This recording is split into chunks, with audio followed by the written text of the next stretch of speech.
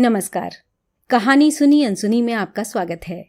दोस्तों, अगर आपको ये कहानियाँ अच्छी लग रही हैं तो इन्हें लाइक करें और चैनल को सब्सक्राइब करें। आज मैं आपको सुनाने जा रही हूँ रवींद्रनाथ टैगोर की आत्मकथा जीवन स्मृति का 35वां भाग। आज के कथा चित्र का नाम है राजेंद्र लाल मित्र।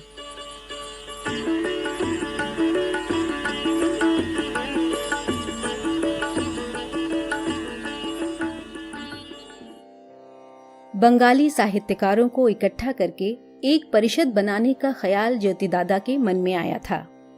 बंगला की ठीक ठीक परिभाषा करना और आम तौर पर सब तरह से बंगला भाषा और साहित्य को ताकतवर बनाना इस परिषद का मकसद था। वर्तमान बंगीय साहित्य परिषद की जिस मकसद को लेकर बुनियाद रखी गई थी, उसके साथ इस परिषद का कोई संबंध नहीं था। राजेंद्र लाल मित्र महाशय ने बड़े उत्साह से इस प्रस्ताव को स्वीकार किया और उन्हीं को इस परिषद का सभापति बनाया गया था। मैं जब विद्यासागर महाशय को इस सभा के लिए शामिल करने गया, तब सभा का मकसद और सदस्यों के नाम सुनकर उन्होंने कहा, मेरी राय में हम जैसों को रहने दो। बड़ों बड़ों को लेकर कोई काम नहीं होने का, किसी के साथ किसी की राय मिलेगी नहीं। इस तरह वे इस सभा में शामिल होने को राजी नहीं हुए।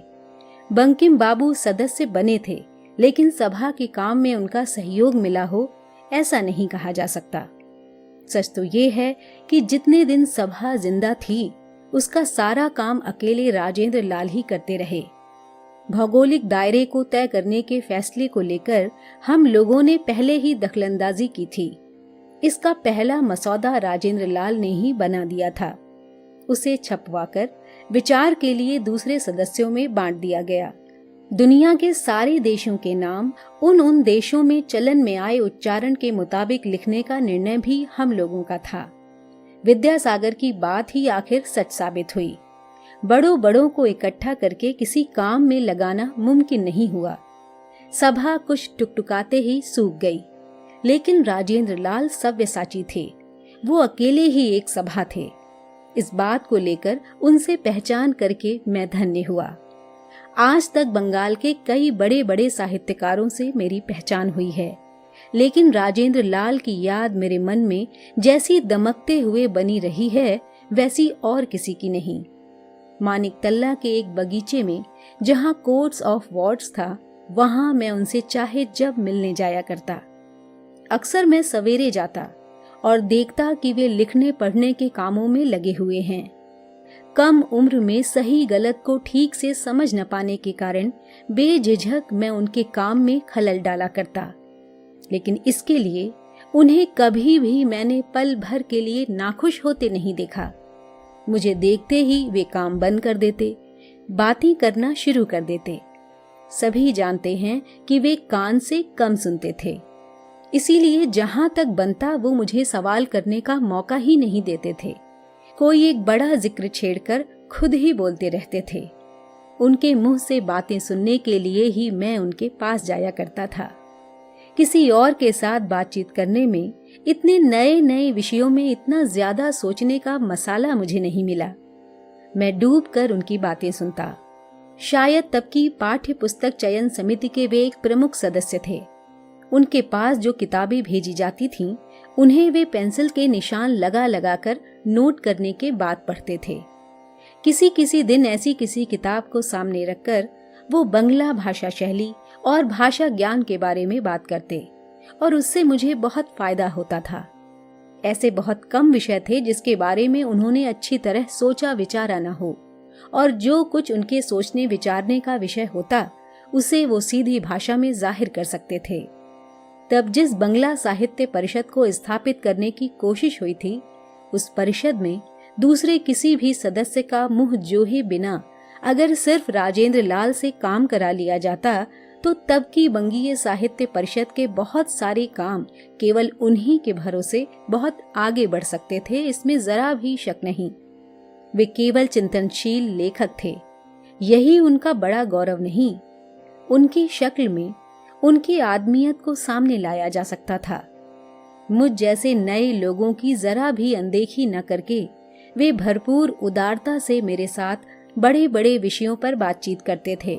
और तो और मैंने उनसे भारती के लिए यम का कुत्ता नामक निबंध तक वसूल कर लिया था। उस जमाने में और किसी नामी लेखक के साथ ऐसी खुराफात करना मेरी हिम्मत के बाहर की बात थी और इतनी शह पाने की उम्मीद भी नहीं कर सकता था।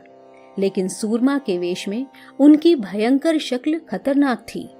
म्युनिसिपल सभा और सेनेट सभा में उनके विरोधी पक्ष के लोग उनसे डरते हुए चलते थे। उस जमाने में श्री कृष्णदास पाल थे चतुर चालाक शख्स और राजेंद्र लाल थे ठोस आदमी। बड़े बड़े पहलवानों के साथ भिड़ने में भी उन्होंने कभी हिचकिचाहट नहीं दिखाई। असल में हारना वो जानते ही नहीं थे। एशियाटिक सोसाइटी की किताबें छापने और पुरातत्व विवेचन के काम में वो कई संस्कृत के पंडितों से काम लिया करते थे। मुझे याद है, इसके चलते तब उनसे डाह रखने वाले बहुत सारे लोग कहा करते थे कि काम तो सारा पंडित जी ही करते हैं और मुफ्त में नाम कमाते हैं मित्र महाशय। आज भी ऐसी मिसालें कभी कभी देखने में आती हैं कि जो आदमी पुर्जा भर है उसके मन में धीरे धीरे ऐसा ख्याल आने लगता है कि असल में काम तो सिर्फ मैं ही करता हूँ और सब फालतू हैं। कलम बेचारी के अगर चेतना होती तो लिखते लिखते जरूर वो किसी न किसी वक्त ये ख्याल कर बैठती कि लिखने का सारा काम मैं ही करती हूँ। मेरे मुंह पर तो पड़ती है स्याही और लेखक का नाम चमक उठता है। बंगाल के एक ऐसे नामी गिरामी विद्वान को उनके निधन के बाद प्रदेशवासियों की तरफ से खास कोई सम्मान नहीं दिया गया। इसकी एक वजह यह है कि इनके निधन के कुछ ही दिनों बाद विद्यासागर जी का देहांत हुआ था और उसी शोक में राजेंद्र लाल के न रहने का दुख देश के मन से उतर गया था। दूसरी वजह है, बंगला भाषा में उनकी रचनाओं की तादाद बहुत अधिक नहीं थी, इसीलिए आम लोगों के मन में ठीक ठीक जगह बनाने का उन्हें मौका नहीं मिला। दोस्तों, ये था जीवन स्मृति का 35वां भाग। अगली बार आपसे फिर मिलूंगी एक नए कथा चित्र के साथ। नमस्कार।